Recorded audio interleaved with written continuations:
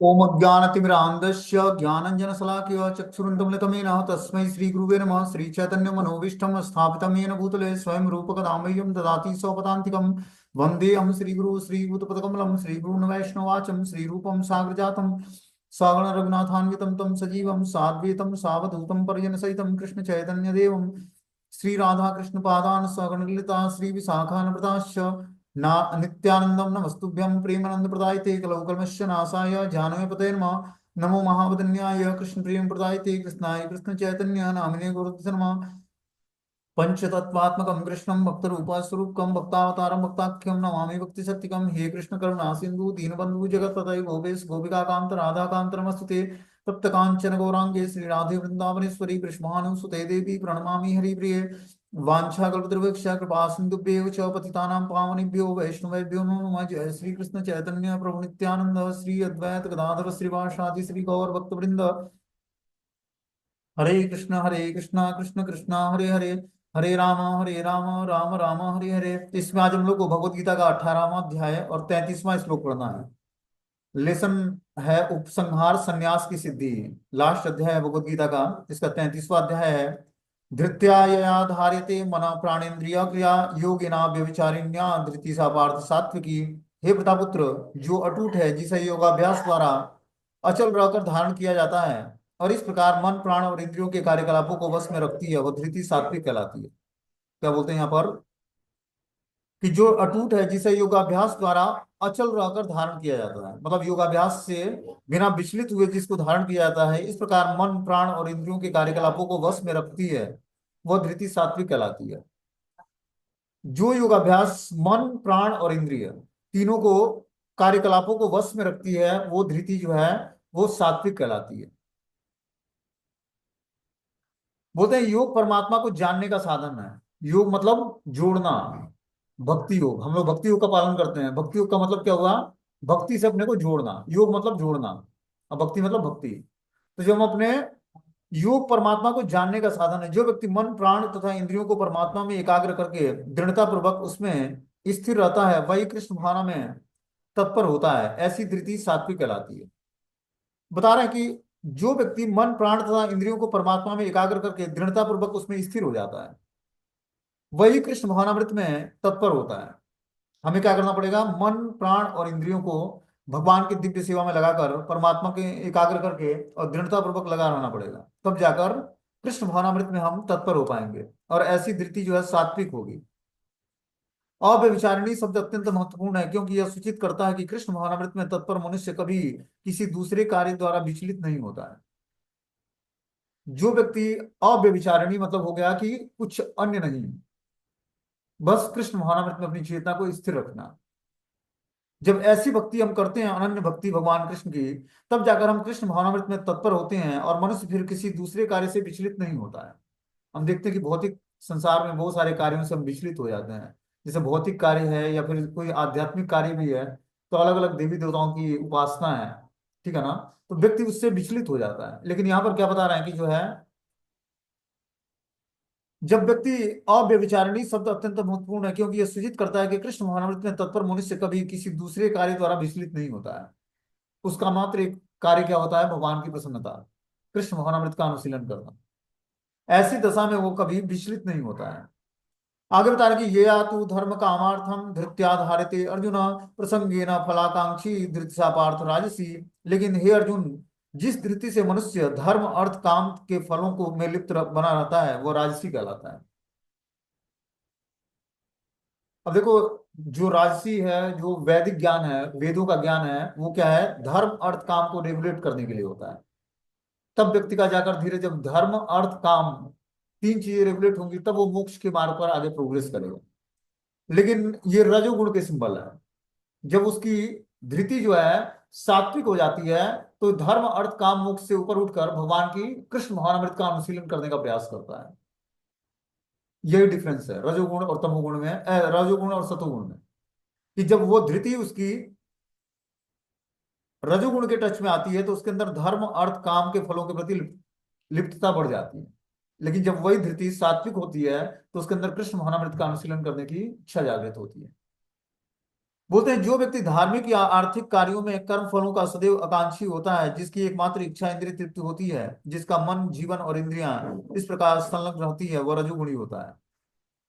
बता रहे हैं कि जो व्यक्ति धार्मिक या आर्थिक कार्यों में कर्म फलों का सदैव आकांक्षी होता है, कि धर्म और अर्थ आर्थिक कार्यों में वो फल की इच्छा करता है।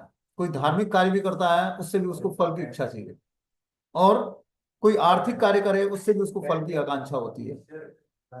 अब धार्मिक कार्यों को करके फल की आकांक्षा कैसे हो रही? जैसे हम देखते हैं कि देवी देवताओं की व्यक्ति उपासना करता है, तो क्या करता है, उनसे कुछ वरदान की इच्छा करता है। तो ये इच्छाएं सकाम कर्म है, ठीक है ना, सकाम इच्छाएं हैं। वही बता रहे हैं कि धार्मिक तथा आर्थिक कार्यों में कर्म फलों का सदैव आकांक्षी व्यक्ति इंद्रिय तृप्ति की ही मात्र इच्छा रखता है, जिससे मन जीवन और इंद्रियां इस प्रकार संलग्न रहती हैं, वो रजोगुणी कहलाता है। उसकी धृति जो है रजोगुणी होती है। आगे बता रहे हैं कि या स्वप्नम भयम शोकम विषादम मदमेव च न विमुच्यति दुर्मेधा धृति सा पार्थ तामसी। हे पार्थ, जो धृति स्वप्न भय शोक विषाद और मोह के परे नहीं जाती, ऐसी दुर्बुद्धिपूर्ण धृति तामसी कहलाती है।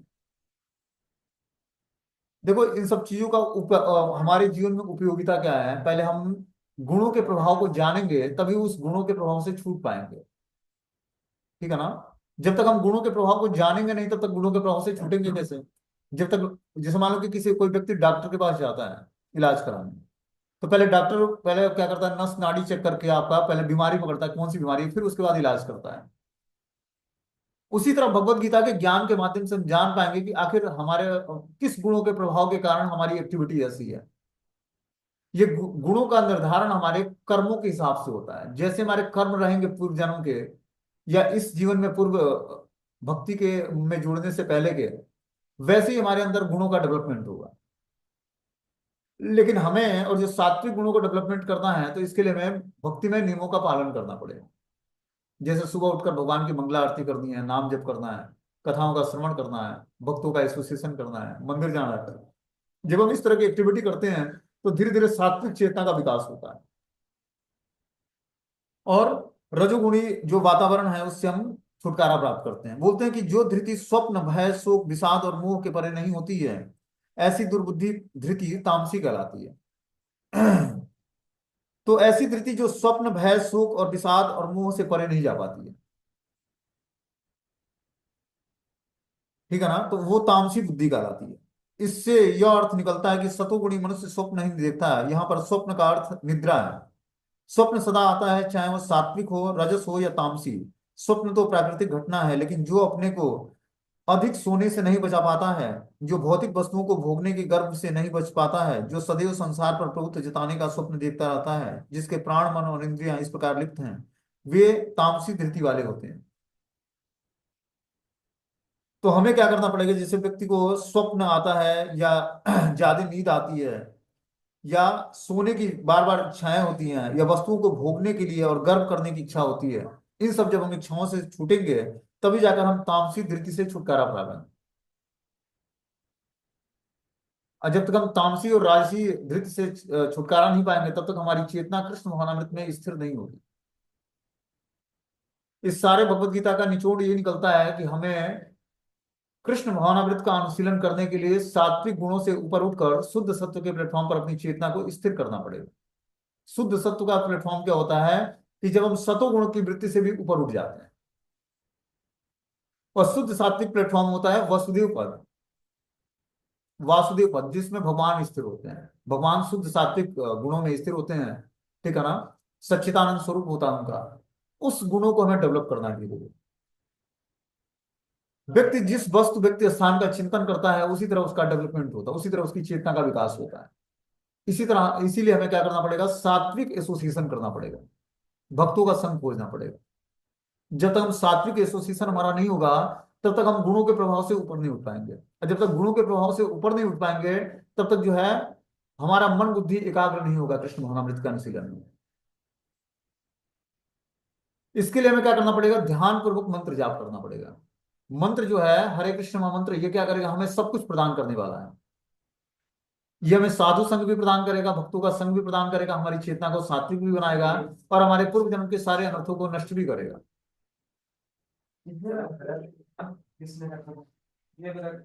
आगे बता रहे कि सुखम तुदानी त्रिविधम शृणु मे भरतर्षभ अभ्यासाग्रम ते यत्र दुखांतम च निगच्छति। हे भरत श्रेष्ठ, अब मुझसे तीन प्रकार के सुखों के विषय में सुनो, जिसके द्वारा बद्ध जीव भोग करता है और जिसके द्वारा कभी कभी दुखों का अंत हो जाता है। अब भगवान क्या बता रहे हैं कि हे भरत श्रेष्ठ, अब मुझसे तुम तीन प्रकार के सुखों के विषय में सुनो। ये तीन प्रकार के सुख क्या है? जिसके द्वारा बद्ध जीव भोग करता है, जिसके द्वारा कभी कभी दुखों का अंत हो जाता है,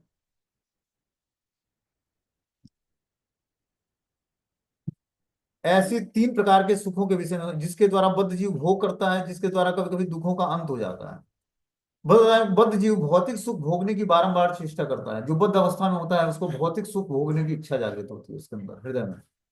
इस प्रकार वह चर्वित श्रवण करता है। चर्वित श्रवण मतलब जैसे मान लो कि कोई व्यक्ति गृहस्थ आश्रम में है, ठीक है ना। गृहस्थ आश्रम में वो पत्नी बच्चों के साथ रहता है, तो बार बार उन्हीं चीजों को जो है इंद्रिय तृप्ति की वासनाओं से वो घिरा होता है चारों तरफ से, ठीक है ना। प्रहलाद महाराज ने क्या बोला, गृह अंधकूपम। गृह क्या है? अंधकूप के समान है, जहां पर भगवान की भक्ति नहीं होती है। जिसका मात्र एक उद्देश्य, जिस गृहस्थ का मात्र एक उद्देश्य, पहले तो वो गृहस्थ नहीं होगा जो भगवान की भक्ति से नहीं जुड़ा है, वो गृहमेधी जीवन होता है। तो ऐसा गृहमेधी क्या होता है, वो अपने पत्नी और बच्चों से इतना आसक्त होता है कि उसके अलावा संसार में कुछ और दिखता ही नहीं है। और जब इस तरह का एटमॉस्फेयर घर में होता है तो वो व्यक्ति गृहमेधी कहलाता है। जब उससे उठकर वो अपने कॉन्शियसनेस को धीरे धीरे शुद्ध सात्विक भक्ति में चीजों को अडॉप्ट करेगा जीवन में, तब जाकर उसकी चेतना सात्विक होगी धीरे धीरे। और पारिवारिक जीवन में रहने वाले लोगों को अपने हस्बैंड वाइफ दोनों को मिलकर भगवान की भक्ति में जुड़नी चाहिए। उससे क्या होगा, बहुत ही सहायता मिलेगी। उस तरह क्या होगा कि जो अगर जो एक व्यक्ति सिंगल व्यक्ति जुड़ा हुआ है और दूसरा व्यक्ति ना जुड़ा हो, तो बैलेंस नहीं बन पाता फैमिली लाइफ में। क्योंकि हस्बैंड का उद्देश्य दूसरा है, पत्नी का उद्देश्य दूसरा है, और उसके बीच में जो है भक्ति करना बड़ा मुश्किल होता है। चलो वो एडजस्टमेंट होता है, लेकिन कहीं ना कहीं जो है वो भक्ति में अवरोध उत्पन्न करता है। इसीलिए दोनों मिलकर भगवान की भक्ति से जुड़ेंगे, तब जाकर आध्यात्मिक प्रोग्रेस अच्छा होगा व्यक्ति का। अब ऐसा वातावरण नहीं होता है तो क्या करें, कि हस्बैंड भक्त भक्त नहीं है या पत्नी भक्त नहीं है, तो उस केस में हमें क्या करना पड़ेगा कि सेवा तो हमें पंक्चुअलिटी के साथ करनी पड़ेगी, या पुरुष शरीर में हो या स्त्री शरीर में हो, लेकिन कॉन्सियसनेस भगवान में लगाई रखनी है। अपनी चेतना को भगवान में स्थिर करना है, ये मानते हुए कि भगवान ने एज ए ड्यूटी इस पुरुष की या इस स्त्री की सेवा करने का हमें रिस्पॉन्सिबिलिटी दिया भगवान ने। उस रिस्पॉन्सिबिलिटी को छोड़ोगे तो उसका रिएक्शन लगेगा, भगवान आपसे पसंद नहीं होंगे। हमें क्या करना पड़ेगा, उस रिस्पॉन्सिबिलिटी को बखूबी निभाना पड़ेगा, और साथ में भगवान की तीव्रता से भक्ति करनी पड़ेगी। तब जाकर हम धीरे धीरे उस ऋणों से मुक्त हो पाएंगे। और फिर अगर जो मनुष्य जीवन अगला मिला भी भक्ति करने के लिए, या इस जीवन में भी हम भगवान के धाम जाने के योग्य हो पाएंगे, नहीं हुए तो अगला जीवन फिर से मनुष्य का मिलेगा, भगवान फिर से एक फेवरेबल कंडीशन देंगे। लेकिन हमें क्या करना पड़ेगा, तपस्याएं करनी पड़ेगी। जो भी हमें वातावरण मिला है, जो भी हमारे फैमिली के सदस्य मिले हैं, उन्हीं के साथ रहकर हमें भगवान की भक्ति करनी है। ऐसा नहीं फैमिली छोड़कर भक्ति करने से, कोई सन्यासी बनने यहाँ नहीं आया। आप अभी फैमिली लाइफ में हो तो फैमिली लाइफ के उत्तरदायित्व को निभाना पड़ेगा आपको 50 वर्ष तक। उसके बाद 50 वर्ष के बाद आप वानप्रस्थ स्वीकार करते हो, तो स्त्री के लिए बताया गया कि सयाने पुत्र के अंडर गाइडेंस में रहकर भगवान की भक्ति करने का प्रयास करे, और पुरुष जाकर आगे वानप्रस्थ ले सकता है। या हस्बैंड वाइफ दोनों भक्त हैं तो दोनों मिलकर वानप्रस्थ स्वीकार कर सकते हैं। लेकिन हमें रिस्पॉन्सिबिलिटी को छोड़कर नहीं भागना है। जो भगवान ने उत्तरदायित्व दिया है उस उत्तरदायित्व को बखूबी निभाना पड़ेगा।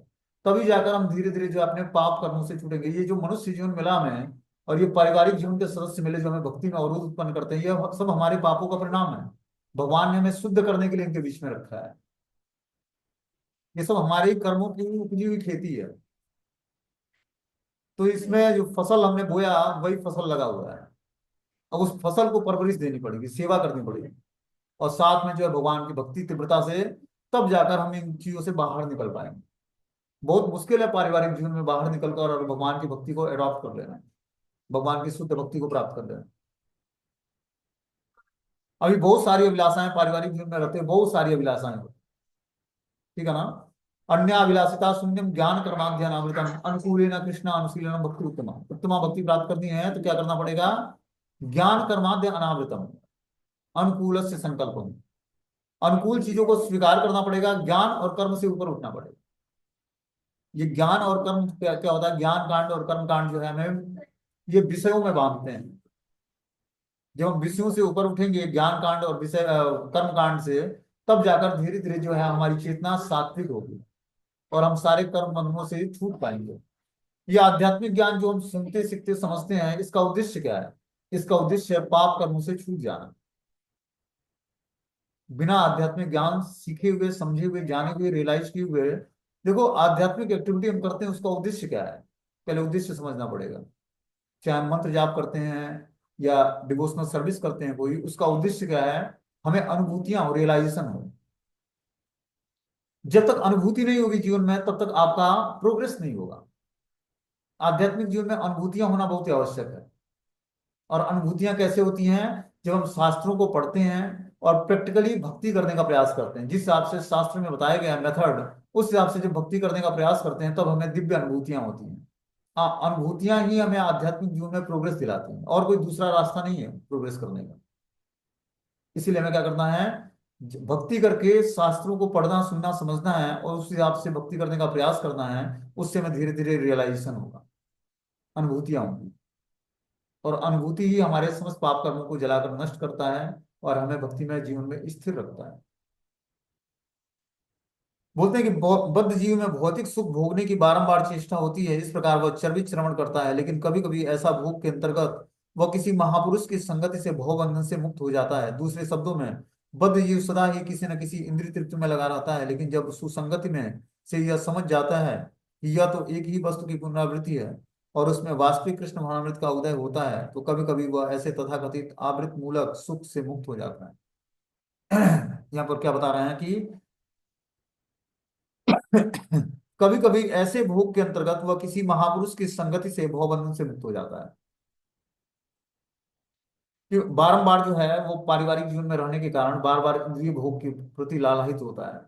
लेकिन कभी क्या होता है, कभी कभी ऐसे भोग के अंतर्गत रहते हुए भी किसी महापुरुष की संगति हो जाती है उसकी, जो भगवान का भक्त है। ऐसी संगति से वो धीरे धीरे जो है भवबंधन से मुक्त हो जाता है। बद्ध जीव सदा ही किसी न किसी इंद्रिय तृप्ति में लगा रहता है, लेकिन जब सुसंगति से यह समझ लेता है कि यह तो एक ही वस्तु की पुनरावृत्ति है, तो उसमें वास्तविक कृष्ण भावनामृत का उदय होता है। देखो, भोग करते करते व्यक्ति जब उससे उब जाता है, तब वो भगवान की तरफ मुड़ता है। एक तरफ है भोग और दूसरी तरफ है भगवान की भक्ति। और भगवान ने स्वतंत्रता हमें दी है कि हमें क्या चाहिए, भोग चाहिए या भक्ति चाहिए। और जब भोग स्वीकार करेंगे तो भक्ति दूर रहेगी, और जब भक्ति स्वीकार करेंगे तो आवश्यकता अनुसार भोग भी मिलेगा हमें, जितनी की हमें आवश्यकता है। लेकिन हम बस भोग स्वीकार करेंगे तो भक्ति नहीं मिलेगी। इसीलिए हमें क्या करना है? भोगने वाली वस्तु को त्यागना है और क्या करना है? कृष्ण भावनामृत का अनुशीलन करना है। लेकिन जब सुसंगति से यह समझ लेता है तो यह एक ही वस्तु की पुनरावृत्ति है, तो उसमें वास्तविक कृष्ण भावनामृत का उदय होता है। जब व्यक्ति सुसंगति मतलब जब वो भगवान के भक्तों का संग करता है, तब उसको धीरे धीरे पुनरा ये अनुभव होता है कि बार बार एक ही चीजों की पुनरावृत्ति, मतलब एक ही चीजें बार बार हम दोहरा रहे हैं उसको। मतलब बार बार इंद्रिय तृप्ति की वासनाएं हृदय में उठती हैं, उसी वासनाओं को व्यक्ति तृप्त करना चाहता है। उसके वास्तविक कृष्ण महामृत का उदय होता है, तो कभी कभी वह ऐसे तथाकथित आवृत मूलक सुख से मुक्त हो जाता है।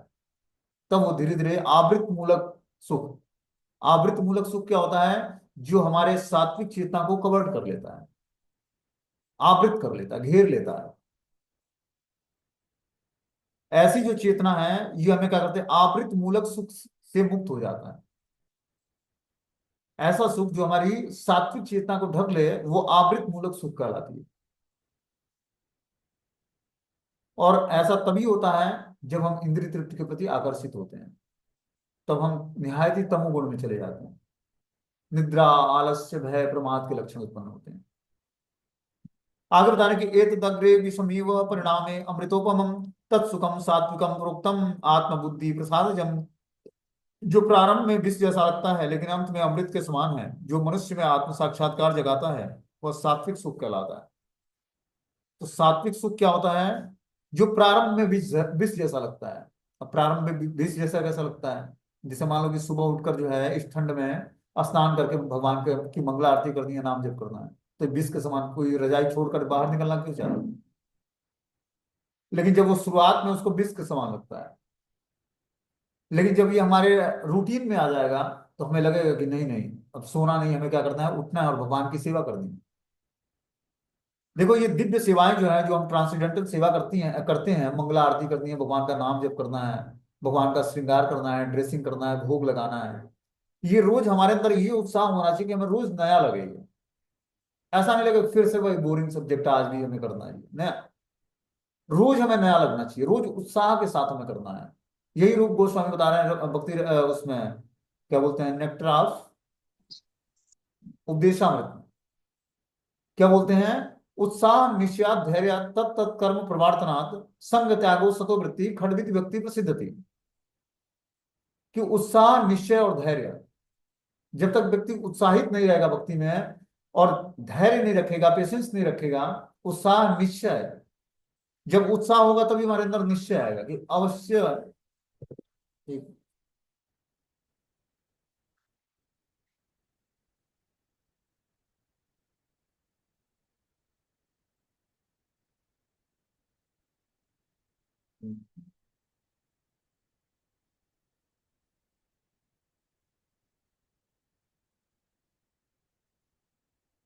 तो जब उत्साह होगा तभी हमारे अंदर निश्चय आएगा कि अवश्य कृष्ण रक्षा करेंगे हमारी। निश्चय मतलब अवश्य कृष्ण की कृपा होगी हमारे ऊपर। उत्साह निश्चय और धैर्य, और तब जाकर धैर्य की वृद्धि होगी। तो जब तक आदमी आध्यात्मिक जीवन में हम उत्साह निश्चय और धैर्य नहीं रखेंगे तब तक हमारा आध्यात्मिक प्रोग्रेस नहीं होगा। ठीक है ना, भगवान की कृपा के लिए हमें याचना करनी पड़ेगी और प्रतीक्षा करनी पड़ेगी, और उत्साह के साथ भगवान की भक्ति से जुड़ना पड़ेगा।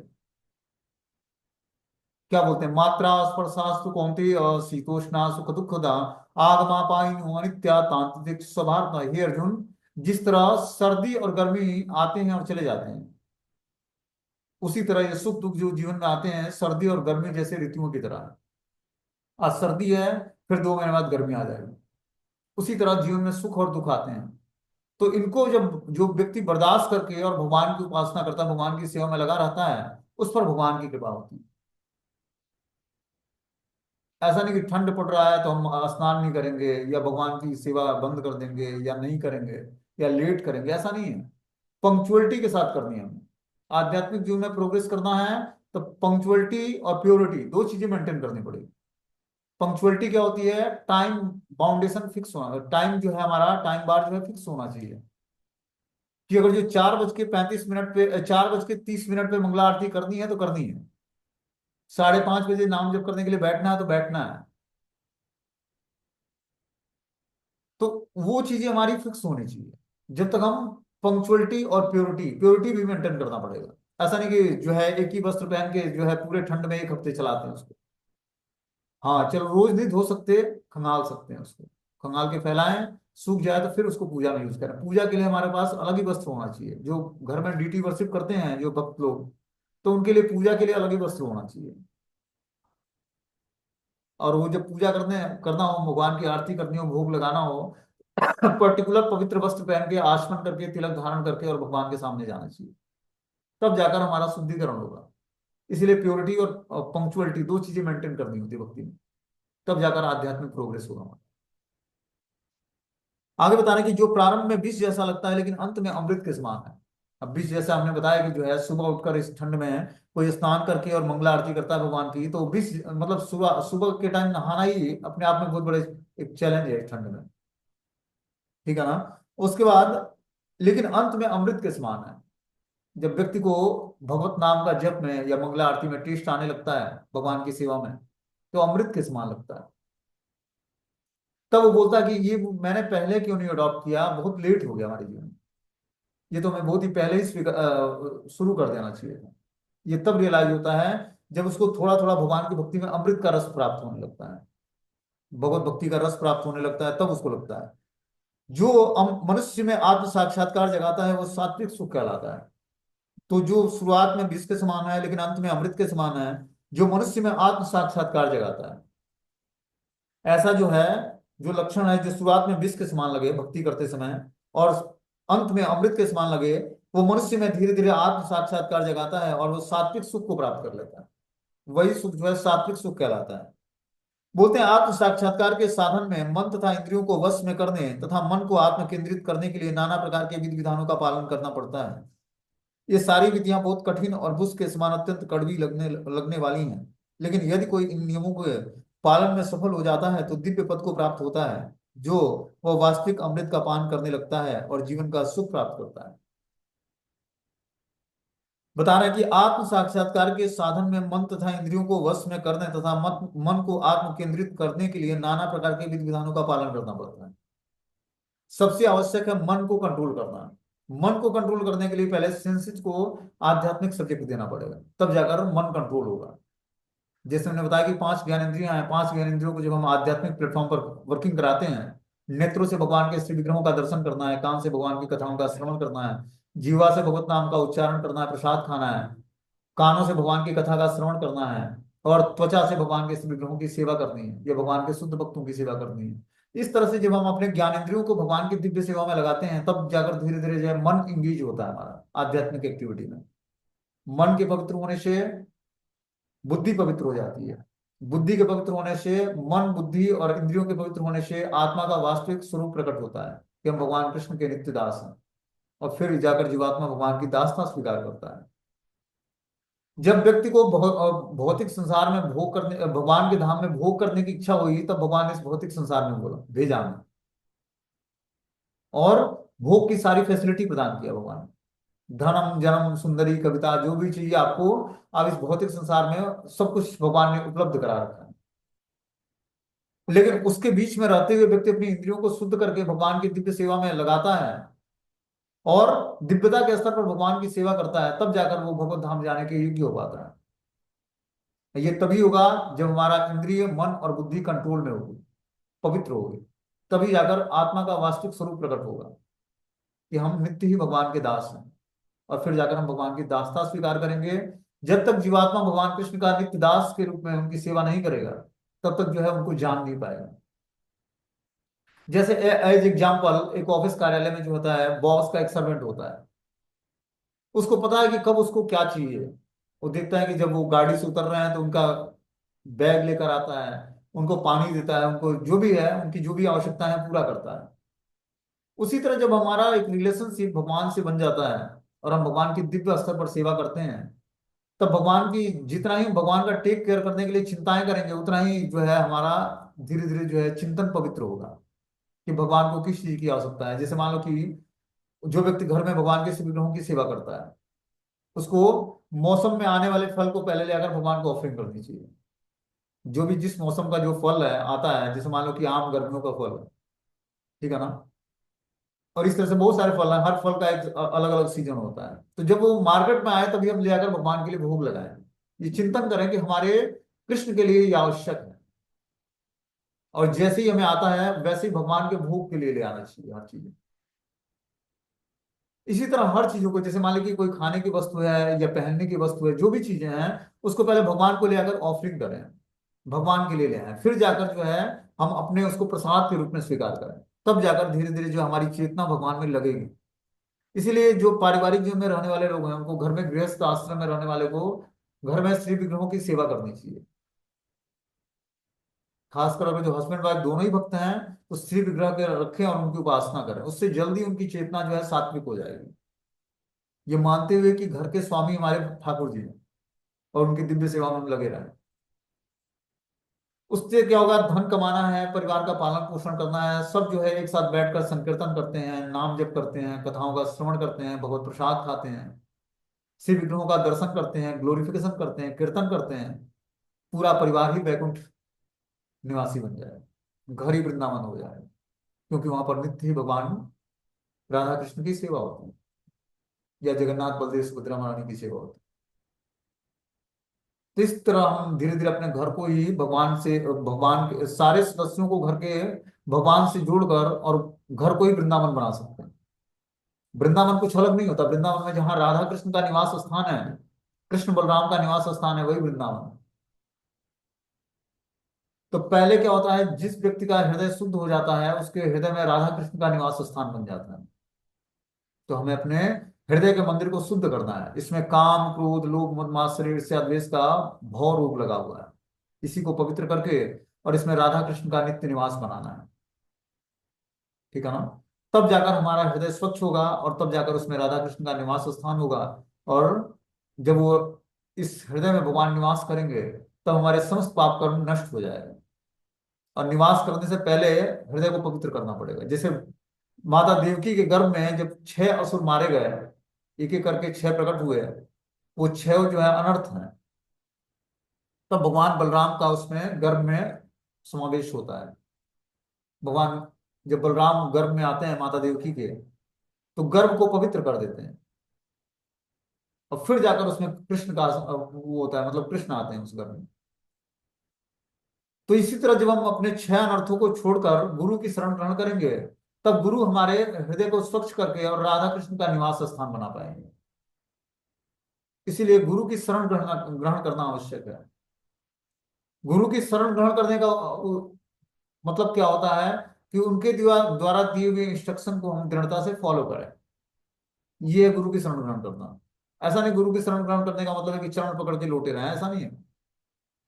उनके द्वारा जो इंस्ट्रक्शन हमें मिलता है शास्त्रों की बातों का, उसको ध्यान देकर हमें उसको फॉलो करने का प्रयास करना है, यही गुरु की शरण ग्रहण करना। तो इस तरह से जब हम शास्त्रों की बातों के अनुसार अपने जीवन को धीरे धीरे ऑपरेट करते हैं, तब जाकर धीरे धीरे जो है हम सात्विक प्लेटफॉर्म पर अपनी चेतना को स्थिर कर पाते हैं। ये सारी विधियां बहुत कठिन हैं और विष के समान अत्यंत कड़वी लगती हैं, लेकिन यदि कोई इन नियमों के पालन में सफल हो जाता है और दिव्य पद को प्राप्त होता है, तो वो वास्तविक अमृत का पान करने लगता है और जीवन का सुख प्राप्त करता है। तो इस तरह से जब हम कड़ाई से नियमों का पालन करेंगे और दिव्य पद को प्राप्त कर लेंगे और वास्तविक अमृत का पान करने लगेंगे। वास्तविक अमृत का पान क्या होता है? जब हम अपनी चेतना को कृष्ण भावनामृत में स्थिर करते हैं तो हमें वास्तविक आनंद प्राप्त होता है। धीरे धीरे चैंट एंड बी हैप्पी, जब करते रहो प्रसन्न रहो। ये स्थिति तुरंत प्राप्त नहीं होती है। हम लोग सुनते होंगे chant Hare Krishna and be happy. तो chant Hare Krishna and be happy तुरंत नहीं होगा। पहले क्या होगा? श्रद्धा, साधु संग, भजन क्रिया, अनर्थ निवृत्ति, निष्ठा, रुचि, आसक्ति, भाव और प्रेम, 9 स्तर आते हैं, तब जाकर जो है भगवान का प्रेम हृदय में उदय होता है। तो ये 9 स्तरों से गुजरने में पहले साधु संग में भजन क्रिया, तब जाकर अनर्थ निवृत्ति होगी। और जब तक अनर्थ निवृत्ति नहीं होगी तब तक निष्ठा का लेवल नहीं आएगा। निष्ठा मतलब भगवान में हमारी श्रद्धा बढ़ जाती है, विश्वास बढ़ जाता है, निष्ठा बढ़ जाती है। हरि नाम में निष्ठा बढ़ जाती है, मतलब श्रद्धा फिर बढ़ जाती, विश्वास बढ़ जाता है। फिर आसक्ति, रुचि, आसक्ति, भाव और प्रेम। हरि नाम में टेस्ट आने लगता है, स्वाद आने लगता है कि भगवान का नाम बहुत ही मधुर है और मीठा है। मिश्री के समान मीठा है और बहुत ही मधुर है भगवान का नाम। और इस तरह से जब भगवान का नाम मधुर लगने लगता है तो रुचि मतलब टेस्ट आने लगता है उसमें। और जाप करें, जैसे मान लो कि कोई टेस्टी व्यंजन मिलता है खाने को, जब हम टेस्ट लेते हैं उसका तो हमें ज्यादा से ज्यादा खाने की इच्छा जागृत होती है। ठीक है ना। उसी तरह जब हरि नाम में हमें टेस्ट आने लगेगा तो धीरे धीरे रुचि जागृत होगी हरि नाम जाप करने की। और फिर हम आसक्त हो जाएंगे हरि नाम से। 24 घंटे निरंतर भगवान का अखंड चिंतन, अखंड नाम जप होगा। हर एक एक्टिविटी भगवान को ऑफरिंग है। और इस तरह से व्यक्ति जो है अपनी चेतना को सात्विक मोड में स्थिर कर सकता है। वासुदेव पद को प्राप्त किए बिना कोई वासुदेव भगवान श्री कृष्ण को जान नहीं सकता है। वासुदेव पद क्या होता है? जब हमारी चेतना सात्विक प्लेटफॉर्म से भी ऊपर उठकर शुद्ध सत्व के प्लेटफॉर्म पर स्थिर हो जाती है। पूर्ण रूपेण प्रकाश के मार्ग में अपनी चेतना को स्थिर कर लेना, आत्म साक्षात्कार की स्थिति को प्राप्त कर लेना, शारीरिक लेवल से अपने को ऊपर उठा लेना। और ये मैकेनिकली नहीं हो सकता है, ये भक्ति करके ही हमें ये स्थिति प्राप्त होगी।